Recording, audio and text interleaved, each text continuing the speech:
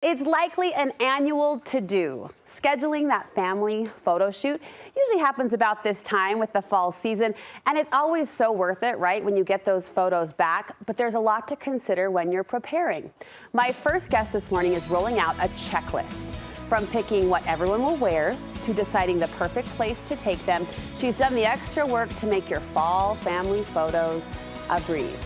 Photographer Whitney Robbins has put together her best practices for a flawless fall photo shoot. It's great to see you again, sister. Thanks, you too. It's been a minute. Is make the photo shoot a breeze a bit of an overstatement? This can be stressful. It can be, but it's possible. It's possible. You're going to help us get there. You've got a good checklist of ideas to consider to take as much stress as possible out of the process. I am one of the weird ones.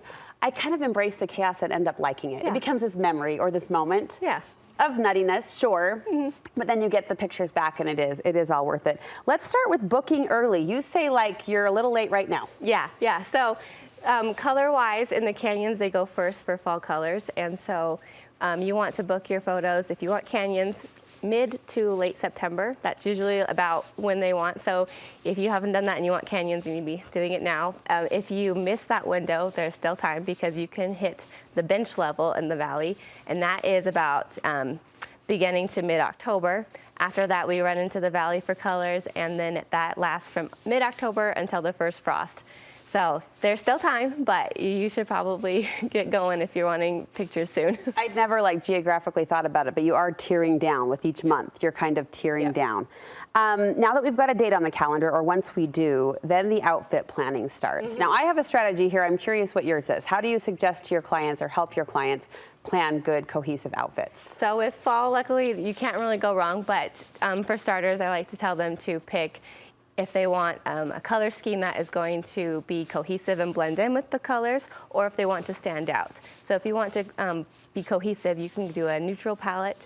It's very timeless, very classic. It makes you kind of like one with nature. So like creams, reds, kind of those muted tones? Yeah, muted tones. Kind of stay away from any bright reds because that will color cast onto your face. So don't match the leaves, just be the neutral base in front of the leaves. Yeah. Okay, gotcha. And then if you want to stand out, do a color of like greens or blues or even like a soft pink, something that's going to make you pop against the leaves and make your family more of the focal point instead of just a nice backdrop. And I mean, either one is great. You can't go wrong with either of them. It just depends on your style and your design preferences. I like how you pointed us toward two paths. Either you're neutral or you're going to pop. Yeah.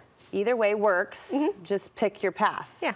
Okay, now when it comes to actually picking your outfits, what's your advice there? So I always tell people to shop their closet. I know everyone says it and they kind of roll their eyes a little bit. But that's my number one. You already have the best clothes that you're going to like the most, that fit you perfectly, hanging in your closet. Exactly. And then it comes down to you want to be comfortable for your pictures. Otherwise, you're not going to like them.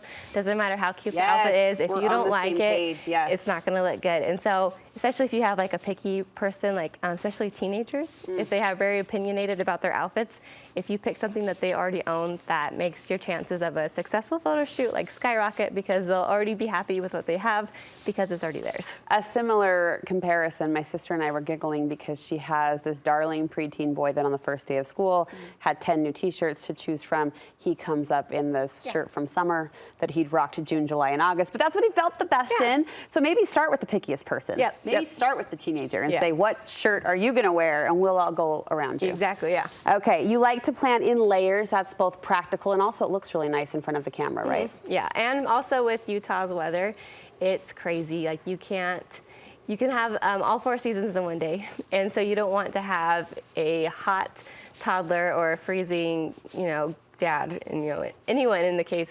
So you want to both would cry equally. Yeah, the freezing dad or the hot toddler. So I mean, consider your audience. Yeah. So adding tights or long socks to little girls' dresses, or having a cardigan you can take on and off, or even as simple as having a backup short sleeve versus long sleeve shirt. Yeah. Just something that's going to make everyone temperature comfortable so that we can get good pictures. It's so important, and I'm giggling thinking of a photo shoot in particular. Emmy must have been 3 or 4. I had locked in on this dress. It was snowing. smiling, Yeah. she's still wearing the shorts. The pictures didn't turn out. Like her face showed misery. Her smile was forced. Like it goes beyond just comfort of the moment. Like you're going to get a better product in the end. And you don't want to be like sweating buckets Right. when it's like 90 degrees out in a cardigan. All right, you're a talented photographer, but you're going to speak to us for a moment about blood sugar. You say everyone needs to be fed, full tummies, full hearts. Yes.